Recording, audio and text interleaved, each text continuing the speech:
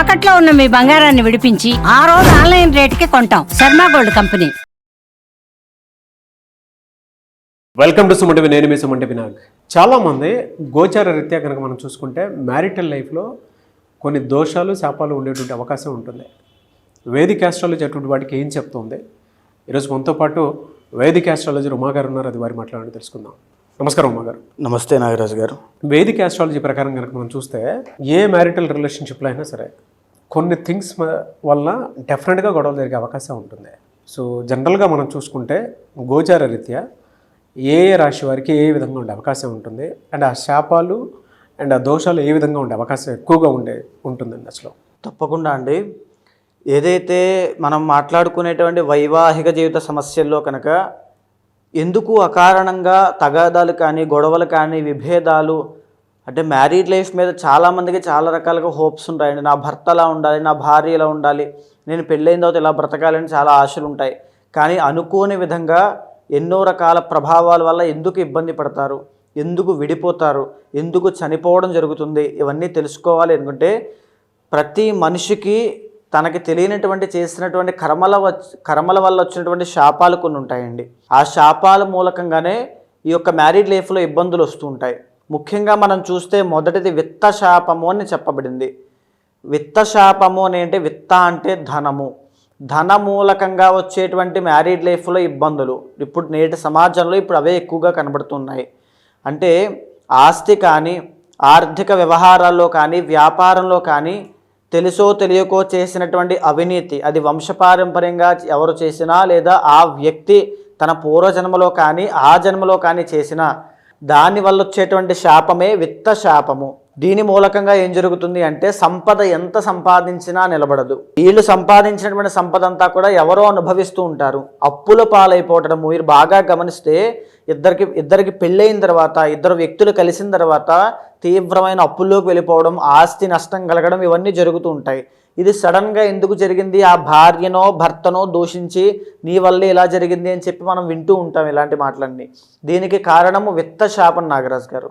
ఈ విత్త శాపం ఉండడం మూలానే, అది కలగడం మూలానే వైవాహిక జీవితంలో ఇబ్బందులు వస్తాయి. సో దీని మూలకంగానే అప్పులు పాలైపోతుంటారు. తాకట్లు పెట్టేసి ఇళ్ళు అమ్మేసుకోవడము, ఆస్తి నష్టం అవ్వడము, వ్యాపార నష్టాలు రావడము, ఆరితేరినటువంటి బిజినెస్లో కూడా తీవ్రమైన ఇబ్బందులు పడడం లాంటివి దీని మూలకంగానే జరుగుతుంటాయి. దీని మూలకంగానే మ్యారీడ్ లైఫ్లో తీవ్రమైన ఇబ్బందులు వస్తూ ఉంటాయి. వినకూడనటువంటి మాటలు వింటారు, తద్వారా విభేదాలు, అనేక రకాల సమస్యలకి విత్త శాపం అనేటువంటిది కారణం అవుతుంది. ఇక రెండవది చూస్తే విషయ శాపము. శుక్రబలం తగ్గడం మూలాన వచ్చేటువంటి శాపముగా దీన్ని గుర్తించవచ్చు. అంటే వంశపారంపర్యంగా లేదా ఆ వ్యక్తి కానీ పూర్వజన్మలో కానీ ఆ జన్మలో కానీ తెలుసో తెలియకో పరస్త్రీ వ్యామోహంలో పడిన లేదా పరపురుషుని వ్యామోహంలో స్త్రీ పడిన భార్య, దానివల్ల వచ్చేటువంటి కర్మ ఊరికే వదిలిపెట్టదు. అదే విషయ శాపంగా మారి భార్యాభర్తల మధ్యలో అనుమానాలకి, ప్రేమానురాగాలు తగ్గడానికి దారితీస్తుంటుంది. ఈరోజు మీరు చూస్తే నాగరాజు గారు చాలామంది భర్త భార్యని కొట్టడము, అనుమానించడము, లేకపోతే బెదిరించడము, ఆ అనుమానం అనేటువంటి జబ్బుతో భార్య చాలా ఇబ్బంది పడుతూ ఉంటుంది. పడరాని మాటలన్నీ పడుతూ ఉండడము, అసలు ఏమీ లేని పరిస్థితిలో కూడా ఇలాంటి మాటలన్నీ విని చనిపోవడానికి ఆత్మహత్య చేసుకోవడానికి సిద్ధపడిన వాళ్ళు చాలామంది ఉన్నారు. చాలా నక్షత్రాల వాళ్ళండి. సో దీని అంతటికీ కారణము విషయ శాపం అనేటువంటిది ఉంటుంది.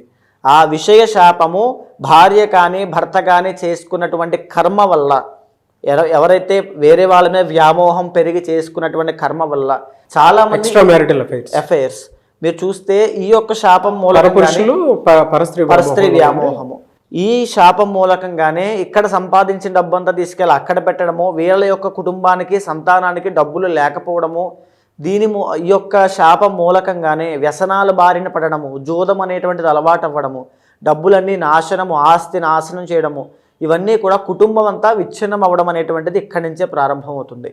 అయితే ఇక మూడవది ఏంటి అంటే వంశ శాపము అని ఉంటుంది నాగరాజు గారు. వంశపారంపర్యంగా ఎవరైనా సరే పవిత్ర జీవరాశులుగా పిలువబడేటువంటి సర్పాలను చంపినా, హింసించినా, లేదా అవి కలిసినప్పుడు వాటిని విడగొట్టే ప్రయత్నం చేసినా ఈ వంశ శాపం అనేటువంటిది వస్తుంది. దీనిని మనం జాతకంలో పంచమ స్థానంలో కేతువు, పంచమంలో రాహువుగా, పంచమంలో శని భగవానుడుగా, పంచమంలో శని రాహుల కాంబినేషన్గా గుర్తిస్తూ ఉంటాం. లేదా కాలసర్పదోషంగా.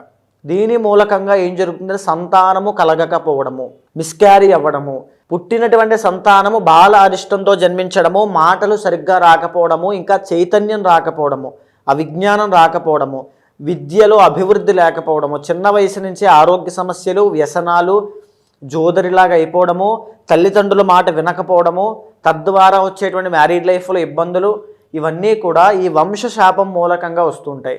ఈ వంశశాపం అనేటువంటిది చాలా తీవ్రమైందండి. ఒక ఇంటి యొక్క శాంతిని మొత్తాన్ని భంగం చేసేస్తుంది.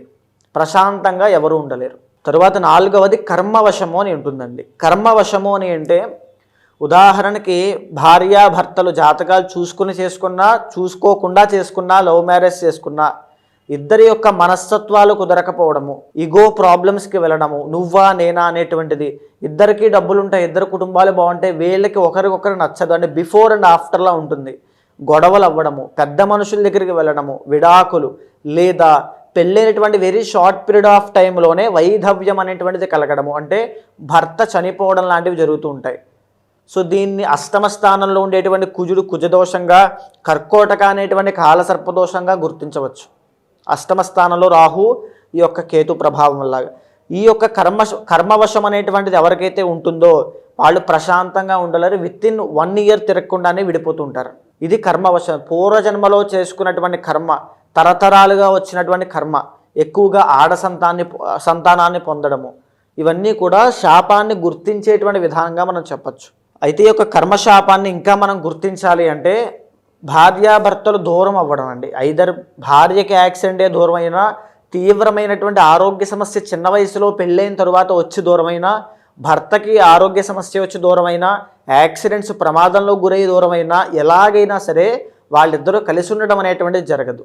డివోర్స్ అయినా అవుతారు, డివోర్స్ అయినా, విడిపోవడమైనా, పెద్ద మనుషులు, తగాదాలు, కేసులు, కోర్టు, ఈ యొక్క సెటిల్మెంట్లు, ఇవన్నీ కూడా కర్మవశంలోకి వస్తాయి. నాగరాజ్ గారు ఎలా సార్ అంటే మీరు చెప్పిన దాని ప్రకారం ధనుస్సు రాశి వారికి కనుక మనం చూస్తే గోచార రీత్యా వైఫ్ అండ్ హస్బెండ్ రిలేషన్షిప్ అంటే మ్యారిటల్ రిలేషన్షిప్లో శాపాలు కానీ దోషాలు కానీ ఏ విధంగా ఉండే అవకాశం ఉంటుంది ఈ 4 తప్పకుండా అండి. ఇప్పుడు ఏదైతే మనం మాట్లాడుకున్నామో వీటిలో ఏమిటి అంటే కర్మవశం అనేటువంటిది వీళ్ళకి చాలా ఎక్కువగా ఉంటుంది. బికాజ్ ధనుస్సు రాశి వాళ్ళకి చూస్తే 7th and 10th లార్డ్ అయినటువంటి బుధుడు ద్వికేంద్రాధిపత్యోహో పూర్ణ పాపి అన్నట్టుగా ద్వికళత్ర యోగాన్ని సిద్ధిస్తూ ఉంటాడు. అంటే పెళ్లి తర్వాత అంటే మీరు చూడండి కర్మవశంతో పాటు విత్తశాపం అనేటువంటిది కూడా ఉంటుంది. ఎలాగనంటే ఉదాహరణకి పెళ్ళి అవ్వడము అయిన తర్వాత విత్-ఇన్ షార్ట్ పీరియడ్ ఆఫ్ టైంలోనే సెకండ్ మ్యారేజ్ చేసుకోవడం కానీ, లేదా సెకండ్ రిలేషన్లోకి వెళ్ళడం కానీ, ఎనీథింగ్ అండి. అంటే ఈ యొక్క విషయ శాపంలోకి కూడా వెళ్ళే అవకాశాలు ఎక్కువగా ఉంటాయి. సో దీనివల్ల ఏంటంటే ఫస్ట్ ఆఫ్ ఆల్ ద్వికళత్ర యోగం ఒకటి, అంటే అది దేనివల్ల జరగచ్చు, ఏదో చనిపోవడం వల్ల జరగచ్చు, లేకపోతే దూరం అయిపోవచ్చు. ఎందుకంటే బుధుడు సిగ్నిఫైస్ 2 or multiple అండి. ఎప్పుడైనా సరే 7th and 10th లార్డ్ పాపి అవుతారు. సో ఇక్కడ ఏమిటి అంటే ధనస్సు రాశి వాళ్ళు చాలా జాగ్రత్తగా ఉండాల్సింది. పెళ్లి తర్వాత ఆర్థిక పరిస్థితి విషయంలో చాలా జాగ్రత్తగా ఉండాలి. ఇద్దరి ఆర్థిక పరిస్థితి తగ్గడము, లేకపోతే అభివృద్ధి లేకపోవడం అనేటువంటి జరగడము, పెళ్లి తరువాత అనుకోని సంఘటనల రీత్యా ఎన్నో రకాల ప్రమాదాలకి గురవడం లాంటివి జరుగుతూ ఉంటాయి. ఒకవేళ మీది కనుక ధనస్సు రాశి అయితే మీకు కనుక పెళ్ళైన తర్వాత ఫైనాన్షియల్ స్టేటస్ అనేటువంటిది చాలా ఇబ్బందికరంగా ఉంది, పెళ్లికి ముందు చాలా బాగుంది అనుకున్నట్లయితే ఖచ్చితంగా విత్తశాపం అనేటువంటిది ఉంది. ఒకవేళ 2 marriages చేసుకునేటువంటి అవకాశము లేకపోతే ఆ పరిస్థితి వచ్చింది అంటే, లేదా పెళ్ళయిన తర్వాత నుంచి వేరే రిలేషన్లోకి భార్య లేదా భర్త ఎనీవన్ అండి ఎవరైనా సరే వెళ్ళారు అంటే విషయ శాపం అనేటువంటిది మీకు జాతకంలో ఉంది. లేదా భార్య లేదా భర్త ఎనీ ప్రమాదవశాత్తు కానీ ఎనీథింగ్ అండి దేంట్లో అయినా సరే గొడవలు పడి విడిపోయి కోర్టుల దాకా వెళ్ళి డైవర్సులు అయ్యాయి అంటే కర్మవశం అనేటువంటిది ఉంది. ఉదాహరణకి మీది ధనస్సు రాశి, మీది ధనుర్ లగ్నమే అయిందనుకోండి జాతకంలో, ఖచ్చితంగా ఇదే జరుగుతుంది. 2 marriages చేసుకునేటువంటి యోగం ఉంటుంది. ఉదాహరణకి కన్యా లగ్నం అయిందనుకోండి 7th and 10th లార్డ్ గురుడు అవుతాడు కాబట్టి అక్కడ విత్తశాపం అనేటువంటిది ఏర్పడుతూ ఉంటుంది. అంటే ఆర్థిక పరిస్థితి కంప్లీట్గా ఇబ్బంది పడేటువంటి పరిస్థితిలోకి వెళ్ళిపోవడము. లేదా ఏ కర్కాటక లగ్నమో అయిందనుకోండి భార్య లేదా భర్తకి సంబంధించి మరణము, ప్రమాదాలు, లేకపోతే గొడవలు, కోర్టు వ్యవహారాలు, తగాదాలు, ఈవెన్ సంతానం కలిగిన తర్వాత కూడా ఇబ్బందులు రావడము, విడిపోయేటువంటి పరిస్థితి. ఈవెన్ కొంతమంది ఏంటి అంటే విడిపోవాలా కలిసి ఉండాలో తెలియనటువంటి ఒక డైలమా ఫేజ్లో మిగిలిపోయే అవకాశాలు కూడా ఎక్కువగా ఉంటాయి. ఇది ఈ యొక్క శాపాల మూలకంగానే ధనస్సు రాశి వాళ్ళకి సంభవిస్తూ ఉంటాయి. ఒకవేళ ధనస్సు రాశి వాళ్ళు ఎవరైనా చూస్తూ ఉంటే మీ మ్యారీడ్ లైఫ్లో ఈ రకమైనటువంటి ఇబ్బందులు వస్తూ ఉంటే కారణము మీకు తెలియనటువంటి ఈ శాపములే. ఈ శాపముల్ని జనరల్గానే పెళ్లికి ముందునే, వివాహం కాకముందునే సరి చేసుకోవాలి నాగరాజు గారు. అంటే కొంతమందికి ద్వికళత్ర యోగ దోషం ఉంటే ఆడవాళ్ళకి కుంభ వివాహము, మగవాళ్ళకి కదలే వివాహము అని కొన్ని చెప్పబడ్డాయి, లేదా కొన్ని పాశుపతాలు చెప్పబడ్డాయి, కొన్ని ప్రక్రియలు చెప్పబడ్డాయి. దాని ద్వారా ద్వికళత్ర యోగాన్ని దోషాన్ని నివారణ చేసుకోవాలి. ఒకవేళ తెలియక పెళ్లి చేసుకుని పెళ్లి తర్వాత అటు ఇటు కాకుండా మధ్యలో సందిగ్ధంలో ఉండి భర్త చాలా ఒక రకమైనటువంటి హింస పెడుతున్నాడు, పరస్త్రీ వ్యామోహంలో ఉన్నాడు, నేను ఏదైతే ఎక్స్పెక్ట్ చేశానో దాంట్లో లేను అనుకుంటే ఖచ్చితంగా పర్సనల్ చార్ట్ చెక్ చేసుకుని ఏదైతే లగ్నమో, ఏదైతే సప్తమాధిపతి ఉన్నారో ఆయన ఎక్కడ ఉన్నారో అన్నీ గమనించిన తర్వాత తగినటువంటి శాంతి పూజలు ఆచరిస్తే ఇమీడియట్గానే ఆ సమస్య నుంచి బయటకు వస్తారండి. ఒకటి మాత్రం నిజం నాగరాజు గారు, ఒకవేళ పరిస్థితి చేయి దాటిపోయి అంటే సమయం చాలా అయిపోయి చివరి నిమిషంలో అప్రోచ్ అయిన వాళ్ళకి కూడా కొన్నిసార్లు మనం చేసినటువంటి యాగములు, ఉదాహరణకి శ్రీరుద్ర యాగము, సర్పయాగము, సుబ్రహ్మణ్య యాగం అండి, చాలా శక్తివంతమైంది. ఆ యాగములు పనిచేస్తే ఇమీడియట్గా విత్ ఇన్ 48 డేస్లో వాళ్ళు కలిసేటువంటి అవకాశం ఉంటుంది. ఖచ్చితంగా వాళ్ళు మళ్ళీ తిరిగి డైవర్స్ని విత్డ్రా చేసుకునే అవకాశం కూడా ఉంటుంది. అలాంటి పరిస్థితులు కూడా ఎన్నో నేను చూశాను, చేయించాను కాబట్టి. సో అలాంటి వాళ్ళు ఎవరైనా ఉంటే ఖచ్చితంగా అప్రోచ్ అవ్వండమ్మా. మీ యొక్క పర్సనల్ చార్ట్ అనేటువంటిది చాలా అవసరము, అదే కీ రోల్ ప్లే చేస్తూ ఉంటుంది. ఎలా సార్ అంటే వీళ్ళకి రెమెడీస్ ఏ విధంగా చేసుకునే అవకాశం ఉంటే బాగుంటుంది? అంటే ఒక్కొక్కరికి ఒక్కొక్క రకంగా ఉంటుంది నాగరాజు గారు. ఉదాహరణకి ఫర్ సపోజ్ కొంతమందికి లక్ష్మీ పూజ అనేటువంటిది ఇంట్లో చేసుకునేటువంటి విధానం చెప్తాము, అది స్వల్ప దోషాలకి. కొంతమందికి జప పారాయణ అర్చన అభిషేక హోమాది క్రతువులు చెప్తాము, అది కొంచెం ఎక్కువగా ఉన్నటువంటి కుజ దోషాలకి, కర్కోటక ఈ యొక్క దోషాలకి. ఇంకా భారీ స్థాయిలో దోషం ఉంది, ఒక పక్క కుజ దోషము, కళత్ర దోషము, లగ్న దోషము, సప్తమాధిపతి దోషము ఇవన్నీ ఉన్నాయి అనుకోండి, ఖచ్చితంగా యాగములు అనేటువంటిది చేయాలి, అత్యంత శక్తివంతమైనవి. దాని మూలకంగానే సమస్య పరిష్కారం అవుతుంది. ఏదైతే సమస్య ఉంటుందో దానికి తగినటువంటి పూజ ఆచరిస్తేనే బలం అందుతుంది, లేదా ప్రయోజనం నిష్ప్రయోజనం అవుతుంది, ఏమీ పనిచేయదు. అయితే గోచార రీత్యా చూసుకుంటే ఈ విధంగా ఉంది అని చెప్పేసి చెప్పారు కదా మీరు. పర్సనల్ చార్ట్ ప్రకారము వారి వ్యక్తిగత జీవితం ప్రకారం అంటే ఆ జాతకంలో ఏముందో తెలుసుకోవాలి అనుకున్నటువంటి చాలామంది ఉంటారు, ఈ దోషంలో ఉన్నారా లేదా అనేటువంటి దానికి మిమ్మల్ని అప్రోచ్ అవ్వాలి అంటే ప్రాసెస్ ఏంటండి? తప్పకుండా అండి. ఇప్పుడు మనం మాట్లాడుకునేటువంటి అంశం అంతా కూడా ఈ యొక్క జ్యోతిష శాస్త్ర పరంగా ఏదైతే శాపాలు చెప్పబడ్డాయో అది రాశిరీత్యా ఒక డిఫాల్ట్ బ్లూ ప్రింట్లా మనం మాట్లాడుకున్నాము. కానీ ఏదైతే మీ పర్సనల్ చార్ట్ ఉంటుందో యూనిక్గా మీకు మాత్రమే time of birth, place of birth, ఈ యొక్క డేట్ ఆఫ్ బర్త్ బట్టి ఉంచబడుతుందో దానిని చూసిన తర్వాత ఏదైతే శాపము మూలకంగా, ఏదైతే దోషం మూలకంగా మీకు సమస్యలు వస్తున్నాయో చూసి దానికి తగినటువంటి శాంతి పరిహారములు ఆచరింప చేసినట్లయితే తక్షణమే శీఘ్రముగా ఇమీడియట్ రిజల్ట్స్ అనేవి మీకు ఉంటాయి.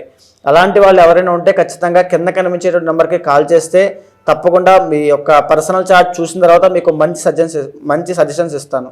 Anyway sir, thank you so much Uma గారు. చూసారు కదండి వీడియో. ఈ వీడియోపై మీ అభిప్రాయాన్ని కమెంట్ బాక్స్లో పోస్ట్ చేయండి. ముఖ్యంగా మీరు కనుక మీ వ్యక్తిగత జాతకం ప్రకారం ఏ విధంగా ఉంది ఏంటని జాగ్రత్తలు పడి ఈవెన్ వైఫ్ అండ్ హస్బెండ్ రిలేషన్షిప్లో ఉన్నా, లేదు అని అంటే జనరల్గా కెరీర్ పాయింట్లో చూసినప్పుడు మీ వ్యక్తిగత జాతకం ప్రకారం ఏ విధంగా ఉండే అవకాశం ఉంటుందని మీరు తెలుసుకోవాలనుకున్నా కూడా స్క్రీన్ మీద ఉమా గారి కాంటాక్ట్ నెంబర్ కనిపిస్తుంది, దాన్ని మీరు కాల్ ఆర్ మెసేజ్ వాట్సాప్ చేసి మీరు డెఫినెట్గా అపాయింట్మెంట్ బుక్ చేసుకోవచ్చు. అండ్ ఈ వీడియో లైక్ చేయండి, షేర్ మాత్రం తప్పకుండా చేయండి. ఇలాంటి మరిన్ని వీడియోస్ కోసం మా ఛానల్ ఫాలో అవ్వండి. Thank you.